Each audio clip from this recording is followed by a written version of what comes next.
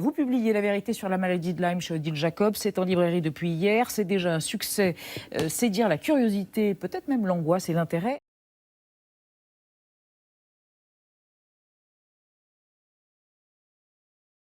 Il y a des formes aiguës qui peuvent être diagnostiquées assez facilement, mais souvent ça va venir progressivement des semaines, des mois plus tard avec de la fatigue, des douleurs. Ça peut être de la schizophrénie, de la folie, des psychoses, de la dépression.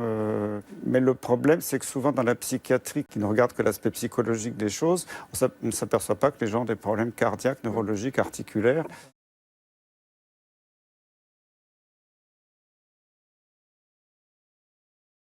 Vous allez voir le médecin, vous lui dites, voilà, j'ai un truc bizarre, ça doit être une tique, c'est ça?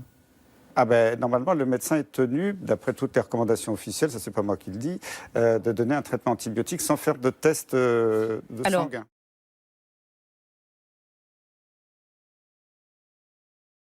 Le problème énorme, c'est qu'il y a un petit club d'experts, il y a plus de 30 ans, qui a mis au point un test de façon totalement arbitraire, qui n'est pas fiable du tout. Ils se sont campés sur leur position alors qu'il y avait beaucoup de données scientifiques allaient dans l'autre sens. Ils n'ont jamais voulu bouger d'un millimètre et ça a conduit des tas de gens dans un drame terrible.